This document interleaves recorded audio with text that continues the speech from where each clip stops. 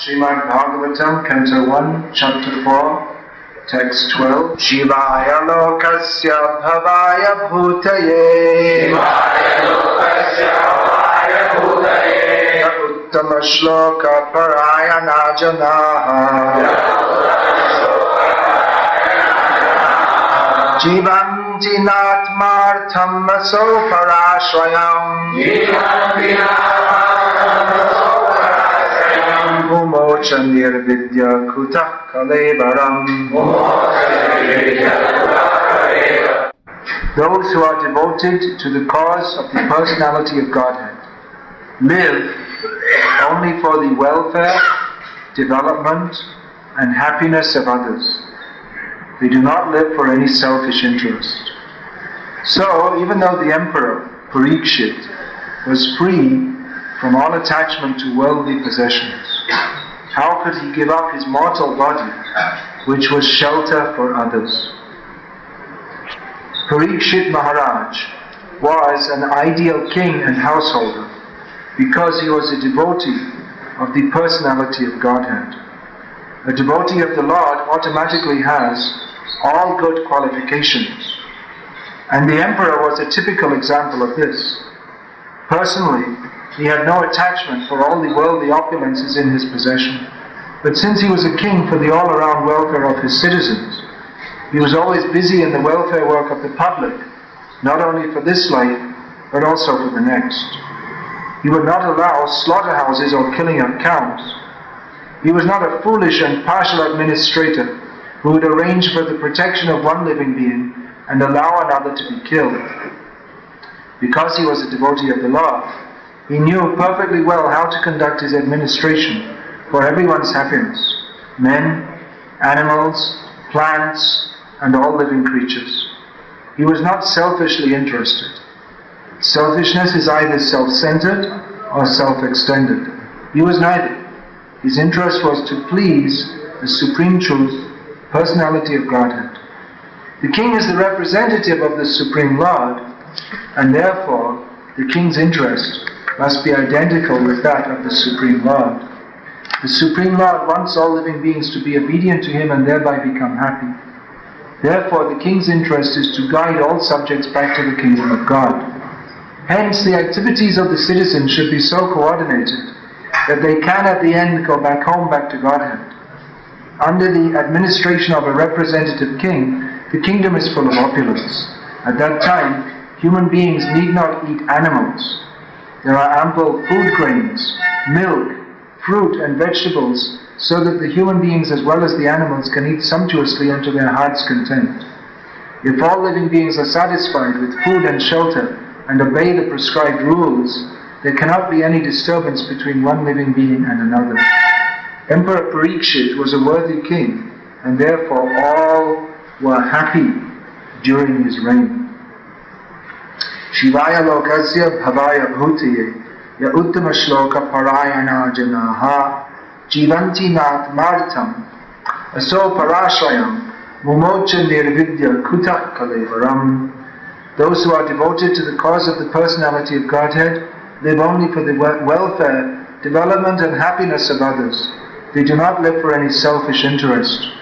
So even though the emperor Parikshit was free from all attachment to worldly possessions, how could he give up his mortal body, which was shelter for others? Srimad Bhagavatam is the narration of Bhagavan and the Bhagavats. Bhagavats means who is in relation to Bhagavan. Maharaj Parikshit is a Bhagavat. He's a great devotee.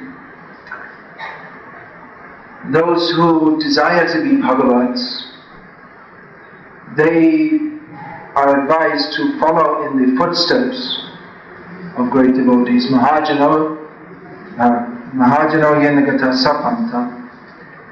So one should study Srimad Bhagavatam to understand how the devotees relate to Krishna and how they live in this world. Uttama shloka parayanaha. How they are living in this world very much attached to Krishna. Here Prabhupada gives the translation, Uttama Shloka Parayana. that those who are devoted to the cause of the personality of Godhead. The Supreme Lord has a mission, He has a purpose for this material world, and the Bhagavats, the great devotees, they come into this world to further the mission of the Lord. Parikshit Maharaj was such a devotee. So we should hear about Parikshit Maharaj and how he acted, and not only how he acted and what he did, but why he did what he did. This question, this verse is in the form of a question. Kuta, why? For what purpose?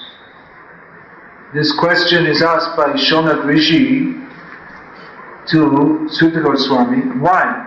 Why did he do this? This is like the news analysis.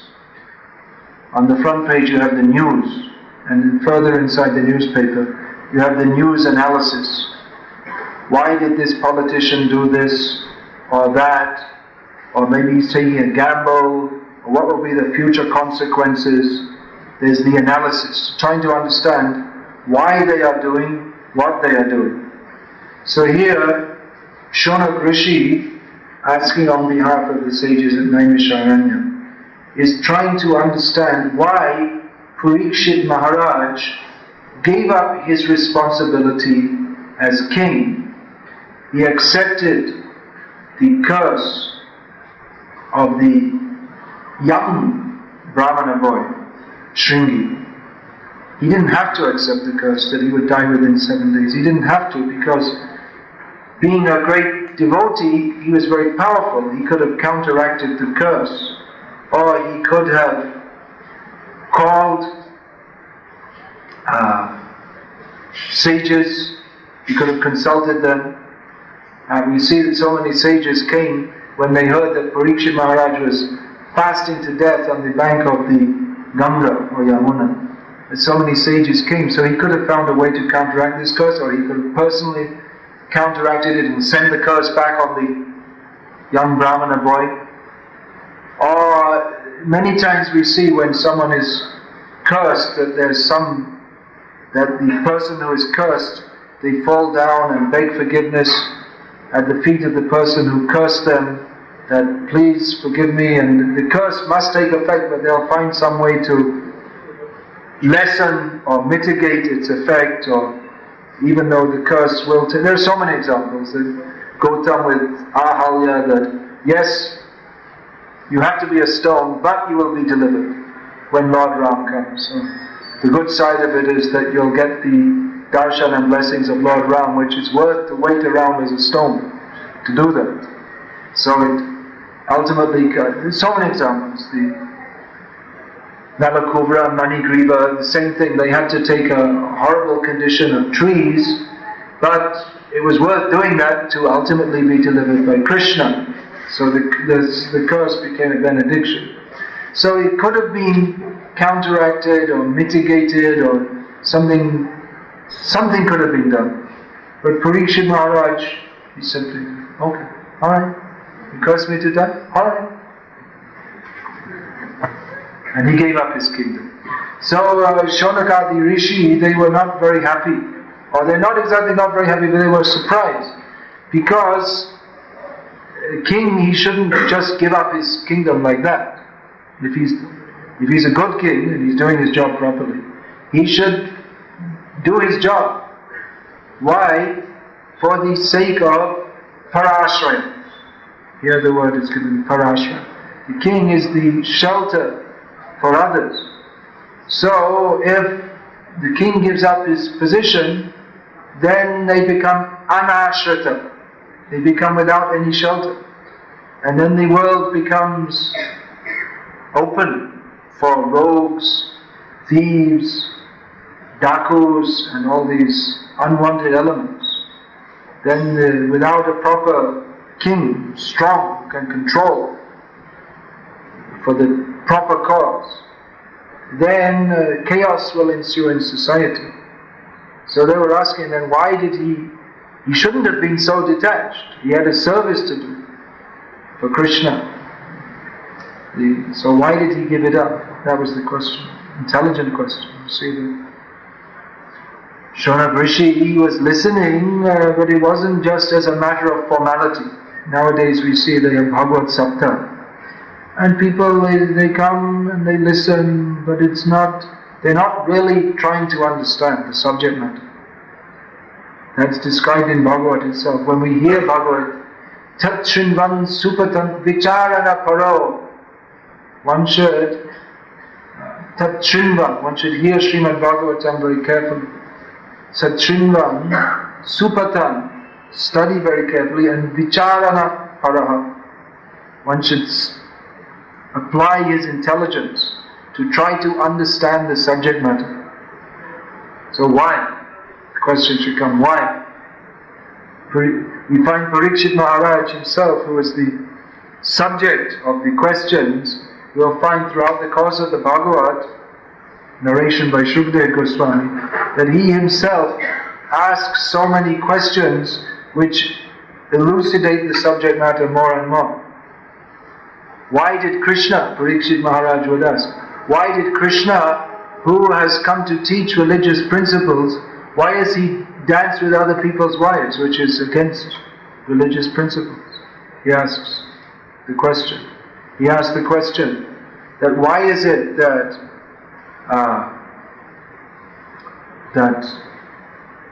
Shishupal, no, that's not the question. Why is it that the Supreme Lord, who is supposed to be impartial, he's partial to the demigods? Why is it? He's always coming and fighting on behalf of the demigods. He's supposed to be neutral. Samoham sarva bhuteshu name dvesha stina priya.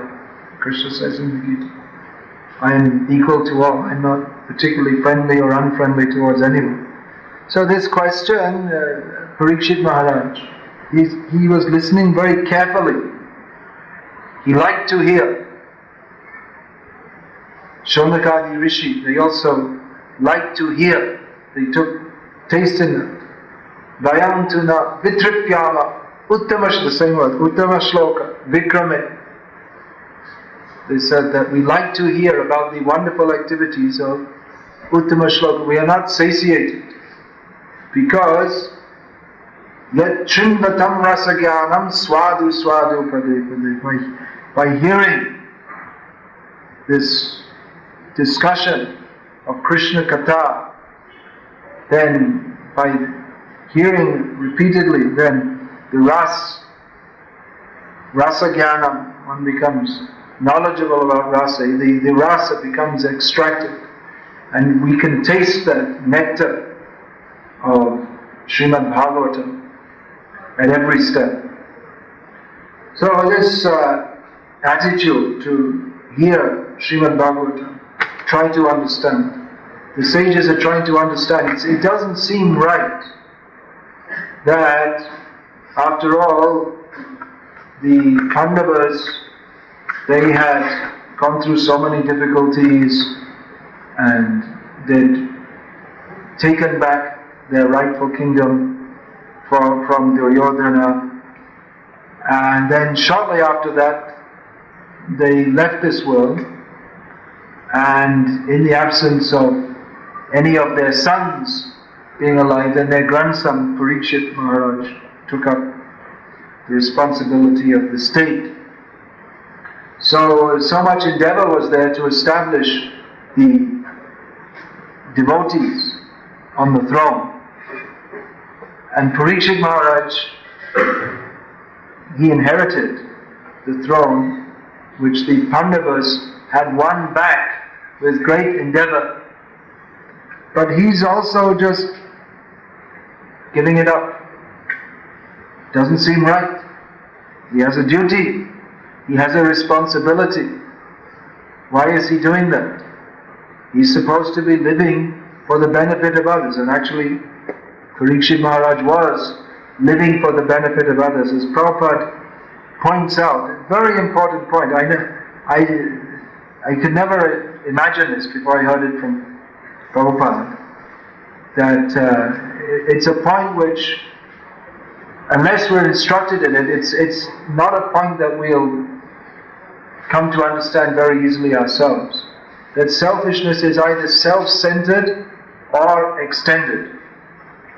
That we see selfish people, but we also see people who they act for the benefit of others, and they're praised in this world as welfare workers, philanthropists, humanitarians, altruists, Lions Club members, etc. Mother Teresa praised as a great altruist. But Prabhupada is pointing out that unless we are acting, unless we are Uttama Shloka Parayana, unless we are dedicated to the cause of the personality of Godhead, then ultimately it's all selfishness. Maybe extended selfishness. We praise a great hero. They give someone climbs up a mountain in Kargil and gets his head shot off, and then he gets posthumous Veer Chakra because he gave his life for his country. But from the Pakistani point of view, he's simply an enemy, that's all. We killed him. And the other man gets a medal. So, one man's hero, from one side he's a hero, from the other side he's a scoundrel, a rogue. Because it's self-interest. They're thinking we should fight for Pakistan, the other side thinks we should fight for India. Or even if we think that we're doing it for the benefit of human beings, we're feeding them and clothing them. But just like you see that we're talking about this welfare workers, so many Christian welfare workers, and they're feeding people, but what with chickens? They're not very loving to the chickens. They don't care much for the chicken. They have love for all living beings, but not for the chickens. Or they love the chickens, fried, roasted, boiled, stewed. But they're not kind to the chickens. They have made a philosophy, they have no soul. Prabhupada pointed out, then what's the difference between an animal and a child? Then you should eat your child also. So they don't actually understand, without understanding what does it mean to give up selfishness, then we remain selfish. We can give up selfishness when we become Uttama Shloka Parayana, when we become attached to Krishna. Then we can actually think of the welfare of others. Otherwise there's no question of welfare of others. Even if you feed people with vegetarian food, you don't actually benefit them unless you give them knowledge of Krishna. Simply feeding their body so they can go on with sense gratification and take another body. It's not actually benefiting them at all. People praise that, or they like to, or they'll open, you see so many hospitals open with the name of the person who was in Bombay. They have that, what is it? Yaspai Hospital. Hinduja Hospital is very famous. So it's welfare work, but not without the name. The name, people should know that we have built this hospital. Yaslok Hospital. Yaslok. We built this hospital. So people should know, yes, we are doing good to people. We are helping them. So this is extended selfishness. I will be known as a welfare worker, or I will do good for others. But unless we realize what it means to do good for others, then we're not actually doing good for them at all. It's rather simply increasing the illusion. If we think that we are doing good for others without giving Krishna bhakti, then it's simply increasing it's just another activity within the three modes of material nature, which leads to repeated birth and death. But Parikshit Maharaj was not such an ignorant fool. He was actually able to give benefit to others because he was a devotee of the Lord.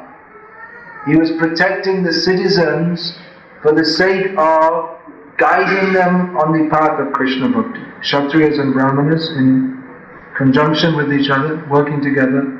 The Kshatriyas would make a situation in which there was law and order, protection of the Brahmanas, protection of the cows. They themselves would perform yajnas.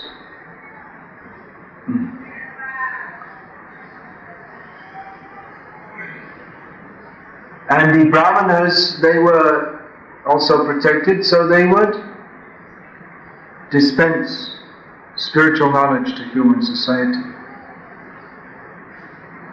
So Parikshit Maharaj, he was such a king. So the question comes up, then he was actually acting in a manner which was highly beneficial for human society. Then why should he give up that position?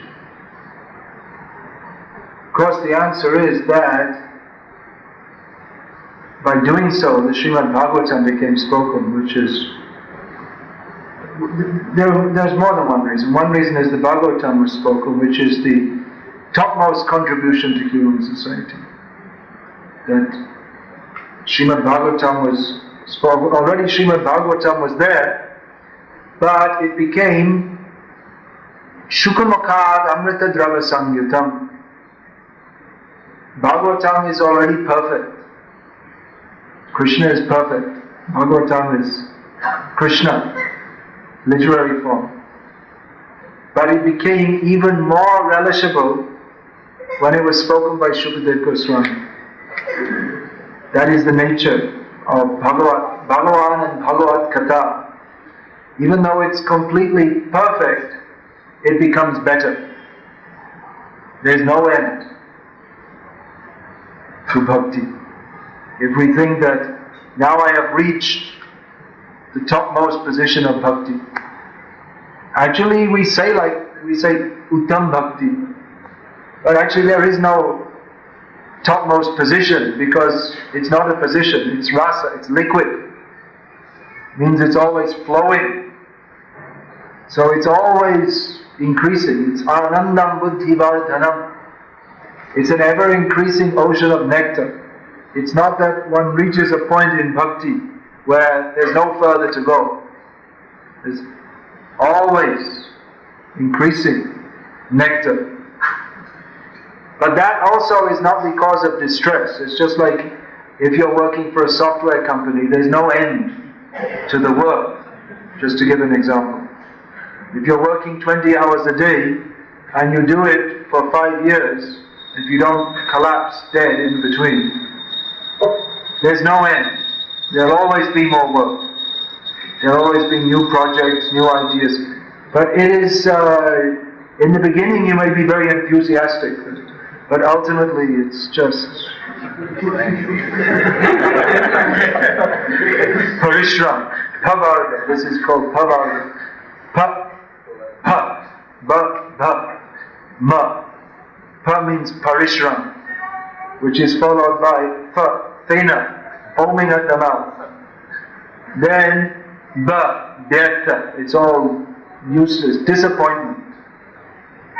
And ba, bhiti, it simply leads to fear and ultimately mrityu. At the end you can have your photo in the Deccan Herald. That's all. Died at the age of 35. Lived a glorious life.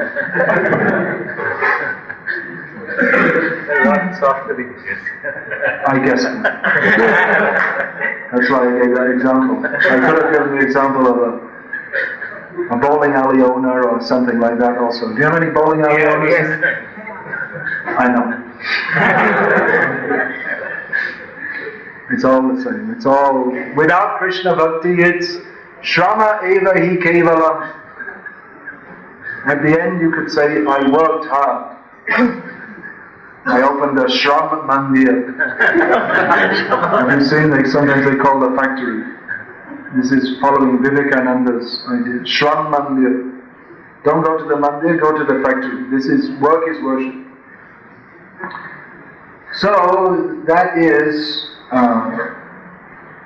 simply a cause of distress. There's no end. They'll whip you. Work, work, work. Giving the carrot. 20,000 rupees a month.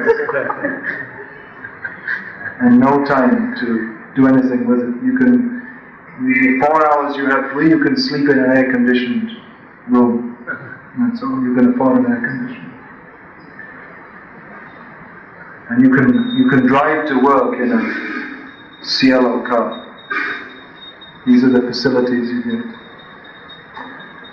So this bhakti, there's no end to it, but you don't want an end to it.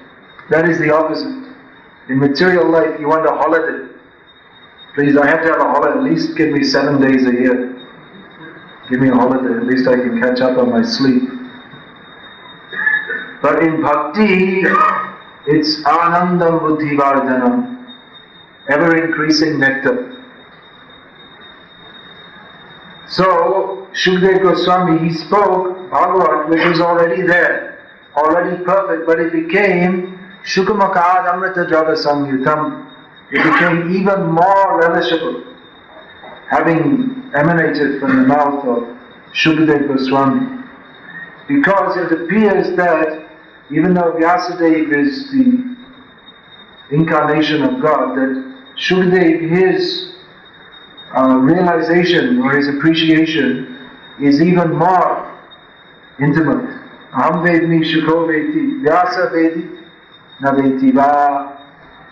Lord Shiva says, I don't understand Srimad Bhagavatam. Shukdev Goswami, he understands, he knows. Vyasadeva, maybe. Vyasa veti, na veti va. So Shukdev Goswami, he had the very intimate understanding of Bhagavatam, and Parikshit Maharaj also. He was a suitable candidate to hear Srimad Bhagavatam from the lips of Shukdev Goswami. Even so many rishis came from all over the universe to hear Srimad Bhagavatam, but not all of them were on the platform of Parikshit. Parikshit, he was the one specifically who Shukdev was speaking to. There were so many rishis are listed. Eka, Dita, Trita, Kashyap, and Vishwamitra, Vishishta, so many great, Gautam, Parashuram, so many, they all came to be present at the hearing of Srimad Bhagavatam. But Shukdev specifically spoke to Parikshit among all of them. And even not all of them were even on the platform of bhakti. Many of them, they were Brahmavadis. But so specifically, Parikshit Maharaj, he was the one who listened. He was the one who brought out such nice questions to elucidate the matter of Srimad Bhagavatam. So then Vyasadeva, after himself listening to Shukdev Goswami, who was his son and disciple, after himself listening, he taught Srimad Bhagavatam to Shukdev, but then Shukdev, he accepted that subject matter within his heart, and the realizations that were generated. Shukdev Goswami, you'll find so many realizations Shukdev Goswami is expressing. Aho bhagyam, Nanda Gopa Vajokasam, Yam Mitra Paramanandam, Purna Brahma Sanatanam. He's giving, Shukdev Goswami was expressing his realizations. For instance, he says, how fortunate, Aho bhagyam, what is the fortune of Nanda Maharaj and all the inhabitants of Vrindavan, that the eternal absolute truth, the full manifestation of the absolute truth, has become their intimate associate, friend, son, lover, etc. So these are, we'll find throughout Bhagavatam, Shukdev Goswami is making comments. He's expressing his realizations of this is the Leela of the Lord, and what is the significance. So Shukdev Goswami, he has, by this, he has made the subject matter of Srimad, he's increased it, he's fluffed it, just like you find one lotus flower, it's closed up, and then to offer to the Lord, we open it up, and it becomes very beautiful. So in the same way, that subject matter of Srimad Bhagavatam, first of all, that was spoken to Lord Brahma in 4 verses, and then that was expanded upon different times and places, and ultimately Vyasadeva, he spoke that to Shukadeva, and Shukadeva, he expanded it further by his own realization, and then Vyasadeva wrote it down, and we have the Bhagavatam as it is today. But still, that subject matter of Bhagavatam is being elaborated upon. It's not ended, that Shukadeva Goswami has spoken. So many acharyas have given their commentaries.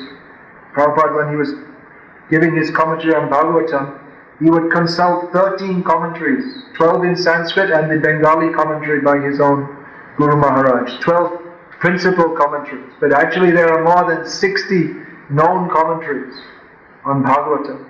So all the different acharyas. Because the acharya means whose uttama shloka parayana, his consciousness is absorbed in uttama shloka, Lord Sri Krishna, who is praised by the topmost verses. There are so many verses. Just as we are leaving Salem this morning, one young smarta brahmana who's now chanting Hare Krishna, he came to see us. He told he's going, they'll be doing up till 4 o'clock in the afternoon some yajna and Ved Parayana. So the Vedas, they're also meant for glorifying Krishna. All the Vedic literature, Vede, Ramayana, Chaiva, Purane, Bharate, Tata, Adavante, Tamante, Cha, Hari Sarvatra Gita. All the Ved, Puranas, Mahabharata, all the Ramayana, they're all meant for glorifying Hari. It's all meant for that.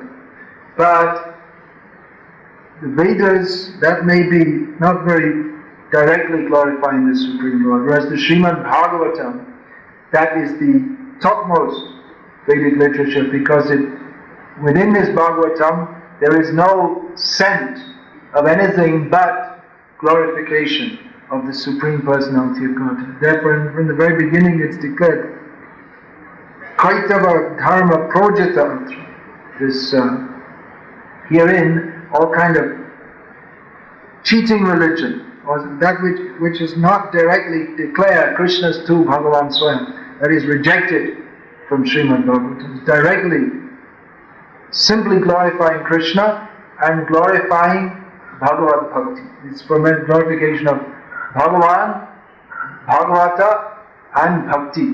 This is the subject matter of Srimad Bhagavatam. So Shukadeva Goswami, he explained that with his realization, and then so many acharyas have also given their realizations, which arises, that naturally arises within the heart of a devotee who is Uttama Shloka Parayana. He's always thinking of Krishna, thinking of the subject matter of Srimad Bhagavatam, how Krishna is performing his Leela, what are the different things he's doing, the Nam, Rup, Gun, Leela, his different names connected with his different pastimes, his different forms that he takes in different incarnations, how he dresses. Therefore he has so many different names, Pitambar or Nilamba, Lord Balaram is known as Nilamba, Krishna Pitambar, how he dresses, and then his different qualities, his pastimes, his associates. The knowledge devotees are taking from Srimad Bhagavatam, and they meditate on that, and then Krishna from within the heart, Desham Satata Yuktanam Bhajatam Priti Purvakam Dadami Buddhi Yogam Tam Dinamam Upayandite. Krishna enlightens from within the heart. Those who are thinking of Krishna, Krishna gives realization, so the devotees, they can understand. Krishna gives them realization of so many different points, and we'll find that the Bhagavatam is like a great ocean. Anyway, it's quite a big book. We see now it's published in 18 volumes. Together with Prabhupada's purports, it's quite a big book. But if we think that now I've read it, now I finished it, not even one syllable. Krishna Tula Bhagavat Vibhusa Vashra. Prati shloke prati okare nana artha kore. In Chaitanya Charitamrita it's described that Srimad Bhagavatam, being non-different from Krishna, is it's full of all potencies and gives spiritual shelter to all. And in every verse and in every syllable, there are so many different meanings and nuances. So Srimad Bhagavatam is unlimited. Just like I'm sitting here to give the class on this verse today, and no doubt many of you could have also been sitting and giving the class and discussing the same verse. Every devotee most likely would have discussed it in a different way, different points, different topics that arise from any word. Shivaya, Shiva, what is that? Take this one word. And auspicious, what is the meaning of auspiciousness? That there are so many meanings. Rupa Goswami describes, maybe this is what Prabhupada is giving. Uttama shloka parayanaha, those who are devoted to the cause of the personality of Godhead. Prabhupada has translated that Rupa Goswami's definition of auspiciousness, that which is beneficial for all living beings. That is the best meaning of auspiciousness. There are different words.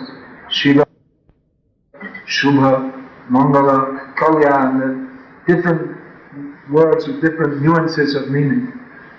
So this word that comes in the beginning of Bhakti Rasamrita Sindhu, Shubhada, that which is bhakti, gives auspiciousness. And then what is auspiciousness? Means that which is beneficial for all. So it's sort of like this. Shivaya lokasya, that which is for the welfare of all living beings. So just like that, you can just discuss that one word, and you can speak on and on. There are so many different points to be understood, but the subject matter, that is in itself all auspicious because it is in connection. It is Uttama Shloka Vartaya. This term Uttama Shloka that comes up in Bhagavatam again and again. Uttama Shloka Charitam Sarva Loka Sukhavaham. That's described that by hearing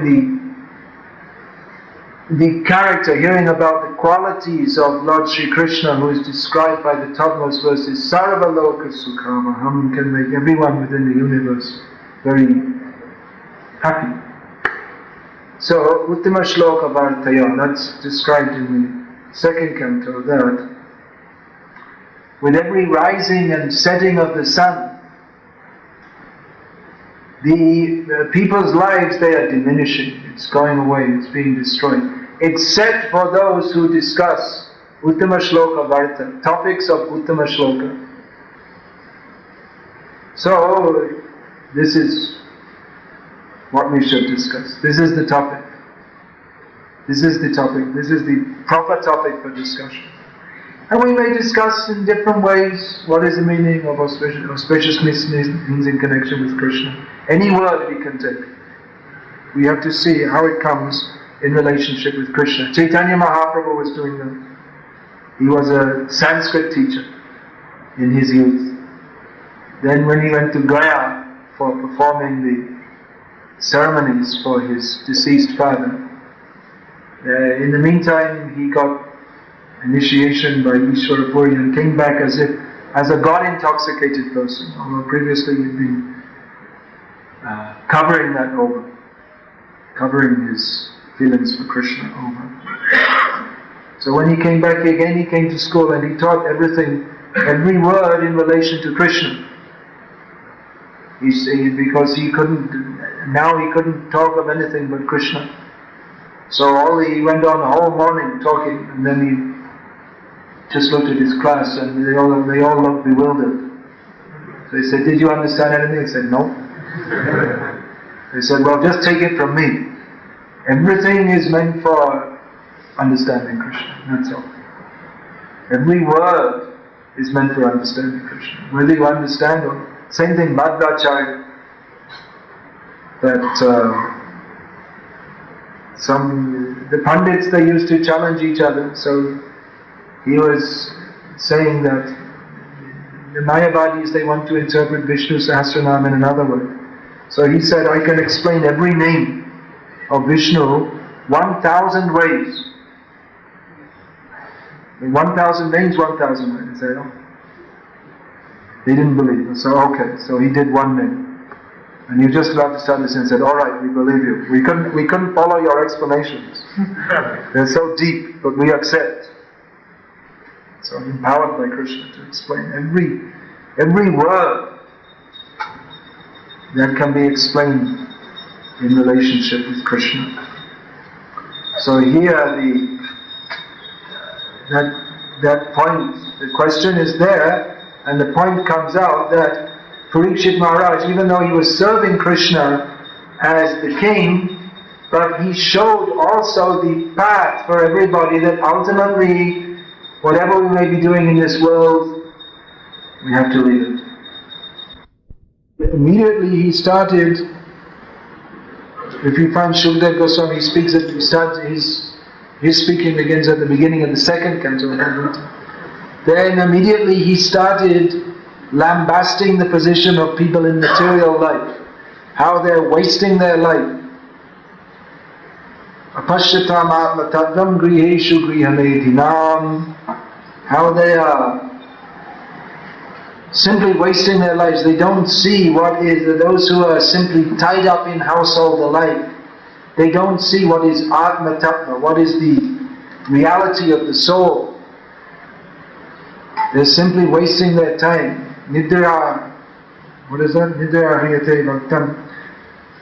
Diva. No, I'm getting mixed up now. Anyway, you're saying that in the daytime they're simply working, and at night they're working for kutumba bharana, for maintaining their families in the day, and at night they're either sleeping or having sex with children. This way they're wasting their time. So he immediately points out this, that the king, he not become disturbed that, oh, I have my kingdom, because you never know. It's not recorded here, but it's, at least nowadays, if someone, even if they had 7 days to live, if the people would, even if they left like this and they had so much money, all the lawyers, the different relatives would come with the lawyers and say, well, how much for me and how much for you, and you can't leave like this, we have so many things to sort out, and we don't mind if you leave, but at least at least sign over the property to me before you go. So how can you leave us? You see, I'll become a widow, and then I won't get looked after properly, and why don't you go and fast to death after another 70 years? And we can imagine this kind of thing happens all the time. So Shukdev Goswami was telling him, don't be attached. Now you've taken sannyas, practically, not a vision. Don't go back. Don't become a murha, attached to all that. Now, all right, we know you're a devotee from birth. Now you've come. Don't go back. Don't be attached to them. Don't think you made the wrong decision. Don't sit in front of me thinking of your wife and family. That's also possible. That one may be performing the activities of bhakti, but he's not thinking of Krishna. Don't be in an illusion that, I left something behind. Sometimes we see, there's one story of Bhaktisiddhanta Saraswati Thakur. The one man came to join the Math. He said, I want to join. So anyone who came to join, first job they'd be given, washing all the pots, cleaning the floors. Let's see how sincere you are. Never mind your MSc or whatever. So he was sent to wash the pots, and the devotees just say, he washes the pots very nicely, he scrubs so hard, so enthusiastic, does such a good job. Very sincere. Okay. So it was going on like this for 1 week. Then after 1 week, his wife came and took him back home. He said, he was so sincere. Bhaktisiddhanta Saraswati said, no, he had an argument with his wife, And he came here, and he was in a very angry mood, so he was scrubbing the pots very nicely. And he was just waiting for his wife to come and apologize, and then he would go. But he was threatening that if you don't submit to me, then I'm going to be a sannyasi. But actually, he was ready to go back at any time. So Shukadeva was saying that now you've come. You have to die now. So now you have to give up that attachment, be fully attached to Krishna. So you can understand that even great devotee, some tinge of material attachment may be there. Or others were also listening. So they may have been rishis but attached to this material world in various ways. Therefore, Shukadeva Goswami was speaking like this. So like this bhakti can develop. Here it's described development. Bhakti can develop. He can develop when there is not attachment to this material world, and the sign of bhakti developing is decreased attachment for this material world. Bhakti pareshano bhava viraktir anyatra. That is the test. That one's attachment for Krishna is increasing, and detachment from everything else, that's also increasing. Or, to put it on the other way, attachment for everything else is decreasing. So these subject matters from Srimad Bhagavatam we should discuss in a reverential mood, praying to Krishna for realization and praying to Krishna and the great devotees to follow in their footsteps. They've given a great example for us. Shukadeva Goswami, Parikshit Maharaj, he left home with his family and everything. But Shukadeva Goswami he did a preempting of that whole situation. He didn't have wife and children to leave because he didn't want to get involved in that at all. So he left, both of them left home. Shukadeva as a young boy and Parikshit as a householder, a king. Shukadeva Goswami was a Paramahamsa, fully absorbed in thoughts of Krishna. And he wanted to speak to his disciple Parikshit in such a way that he could also come fully to the same position. So this speaking of Srimad Bhagavatam, even though Parikshit had such responsibilities, still his ultimate responsibility at the end of life is to hear Srimad Bhagavatam and become fully Krishna conscious, so that at the time of death, Ante Narayana Smriti, he can think of Narayana.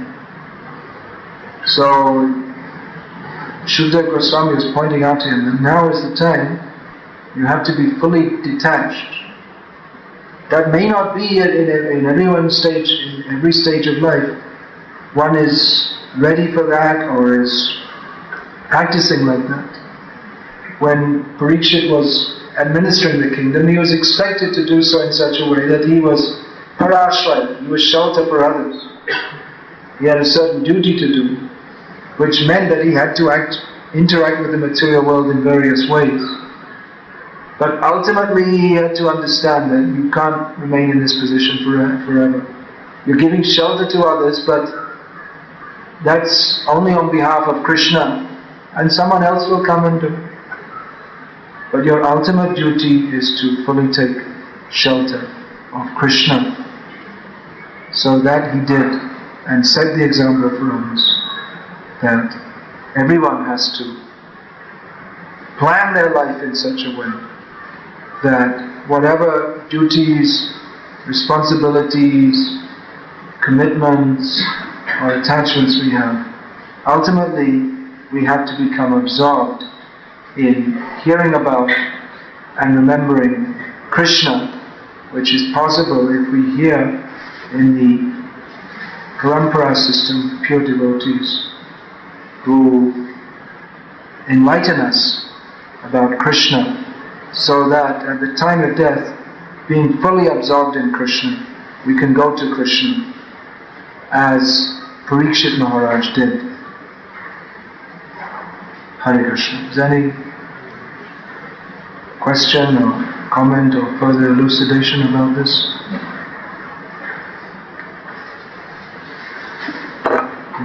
Maharaj, when Parikshit Maharaj was ruling the country... Do you have another mic? No. Alright, I'll have to repeat the question. That's a good system. It's done in many temples. They have a mic for the questioner also. On a long lead or what do they call it? Cordless mic. So everyone can hear the question. You can all throw in a few rupees and get one. When Parikshit Maharaj was ruling his kingdom, there was no Kali there. Kali was not active. Kali was not there when Parikshit Maharaj was ruling. He wasn't there, he was waiting in the shadows. For Parikshit Maharaj to lead. Yeah. But now Kali is very much active. Yeah. And the effect of Srimad Bhagavatam. Kali is very active in the effect of Srimad Bhagavatam. But when we are in the Kali Yuga, and with Kali so active, and is the essence of Srimad Bhagavatam we read, will it be easily understandable? Will it be easily understandable? Well, that's Krishna's mercy. He makes himself understandable. Kalo nashta drisham. In Kali Yuga, we're all our vision. Apashyatam atma tattvam. Our vision is spoiled. But kalo nashta drisham. Isha Purana. This Purana. Nashadisham Isha Purana Kadhunodita.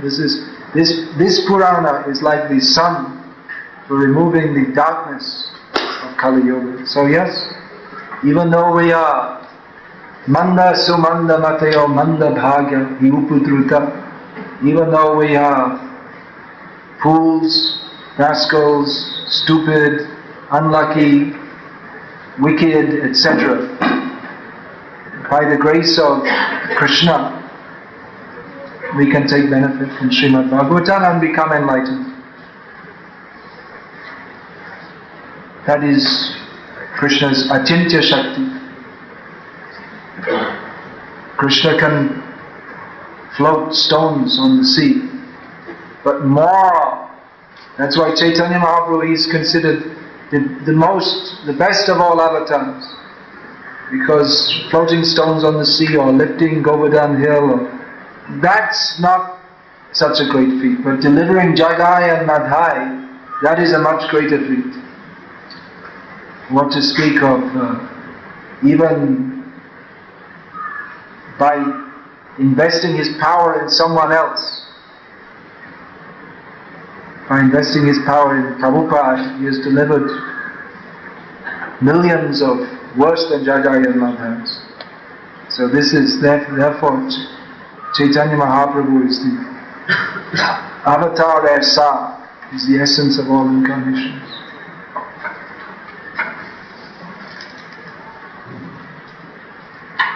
Of all Krishna's qualities, his mercy upon his devotees is the most important, and that he has fully manifested in his appearance as Chaitanya Mahaprabhu and Nityananda. So, are we qualified to understand Srimad Bhagavatam? No. But just a little faith, if one has a little faith that Nityananda Prabhu accepts, alright, that's enough. That is your qualification. Ado Shraddha Tata Sadhu Sangha. Then one has a little faith, he becomes accepted in the society of devotees, and then he can take up the activities of bhakti. That is the great mercy of Chaitanya Mahaprabhu and Nityananda Prabhu. I have one question. Please. Regarding this Vishnu Sahasranama, it is informed Oh, there that you are, you see. I think others can listen to me. I am coming from Malaysia, actually a part of Bangalore. Regarding this Vishnu Sahasranama, I am informed that Bhishma tells during the last stage of his journey, when Pandavas goes to him for his advice, he describes Lord Krishna or Vishnu in 1,000 different forms. And it is told also that the particularly stanzas Manamadi, Gadishangi, Shanki, Chakri, Chandaki, Sriman, Narayana, Vishnu, Vasudeva, Vrksha. That is, when you go for the works or outside, many people who are good, office going people are all here. When you tell this 3 times before you go out of the house, it protects you from evil forces. In fact, you are protected from any accident that is likely to take place. And this is what I have experiencing for the last 30 years. And some of us, I got a feeling that this will protect you from your evil forces. Any point from your side, I would like to share your thoughts. Yes, please chant the names of Krishna. You can chant Vishnu Sahasranama or Ram Nam. It said that 1,000 names is equal to 1 Ram Nam. Or especially Hare Krishna Maha Mantra is recommended. We can chant Vishnu Sahasranama. Previously, so many people used to chant, and then they put on the Lakshmi Subramanya cassette instead. And now they put on some disco cassette instead, or turn on the TV. So unfortunately, people are losing the culture. So it's very nice if you chant these things. Chaitanya Mahaprabhu, of course this is a very big discussion, but he's given the essence of all the teachings of all these sampradayas. It means the Vaishnava sampradayas. And we find that's very practical also, the chanting of the Hare Krishna Maha Mantra, which is not different from Vishnu Sahasranam. So please chant Vishnu Sahasranam. That's very nice. Krishna will certainly protect us from the greatest accident, which is taking birth again. That's the worst. That's the worst thing that can happen. So we should chant the names of Krishna and develop our attachment for Him so that we can go to Him.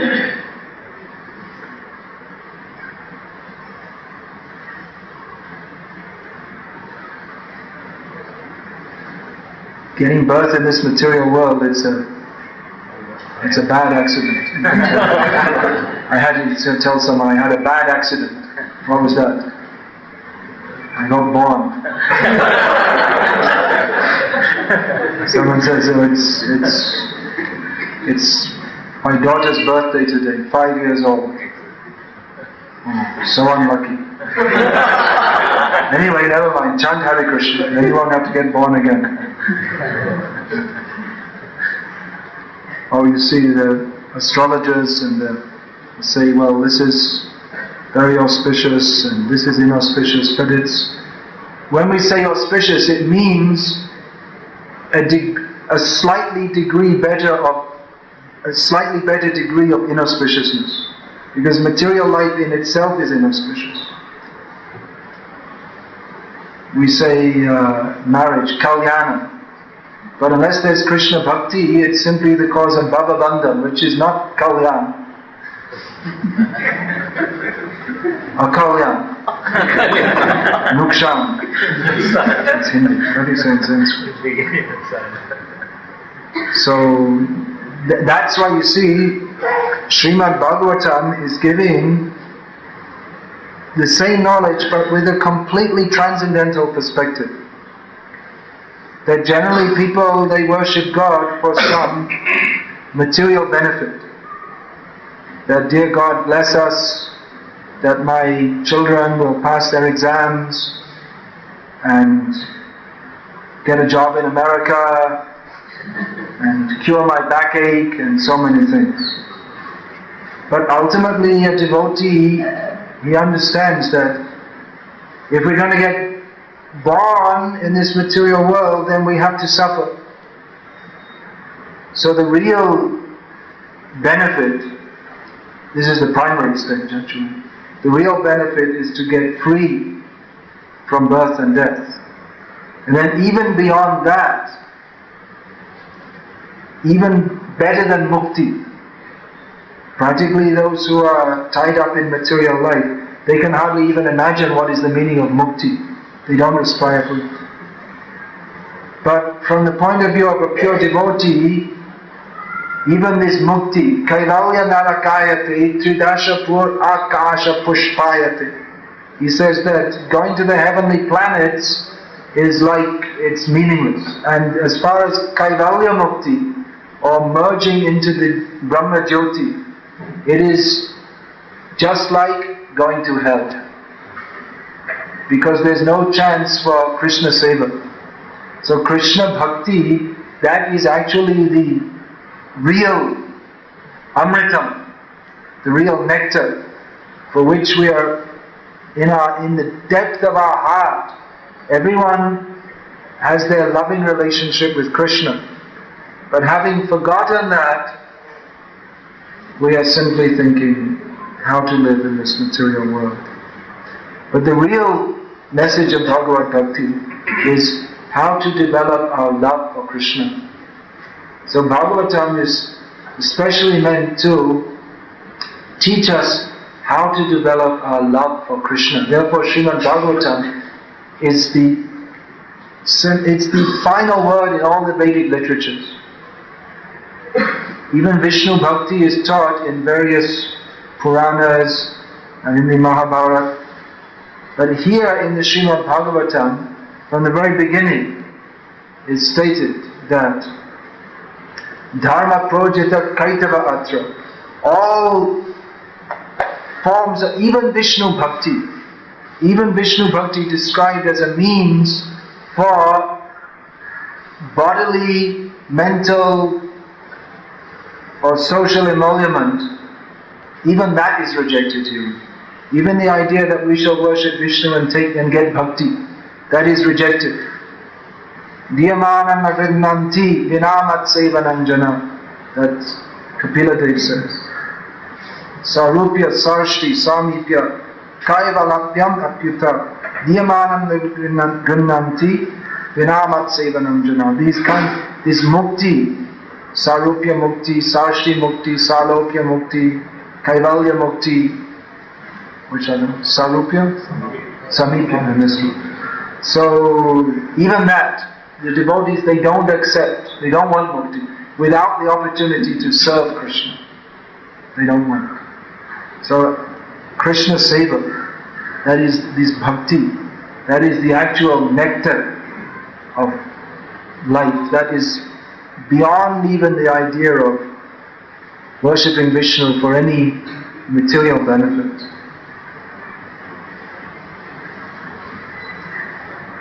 Like Prabhupada said in one lecture.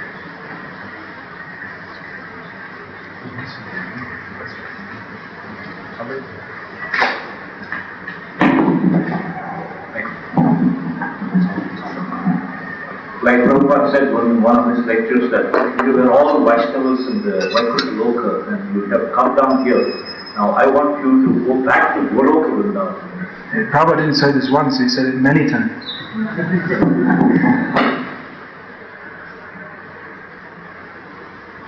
Ainanda tanaja kinkaram patitam mam vishame bhavam vitho kripaya tava padakam kajas stita dhuli sadrisham vachinte. Chaitanya Mahaprabhu prays that I am Krishna, I am your eternal servant, but I have fallen into this frightful material world.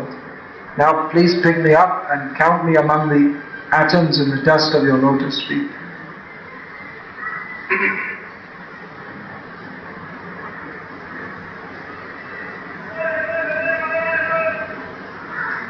So that could be taken as a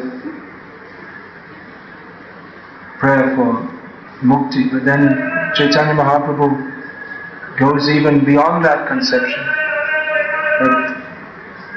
Aslishyava padaretam pinashtuma adashadam mamahatam karotuva yatha tatha va vidatatu lampato mat prananatas tusaivanaparaha.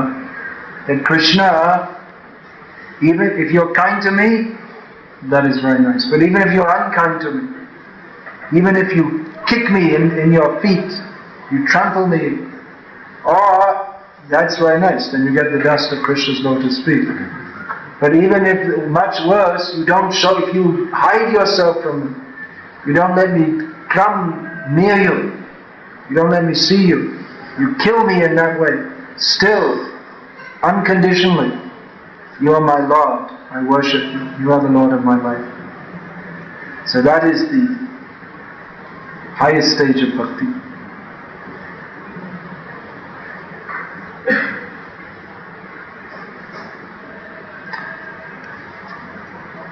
Hare Krishna. Srimad Bhagavatam ki jai.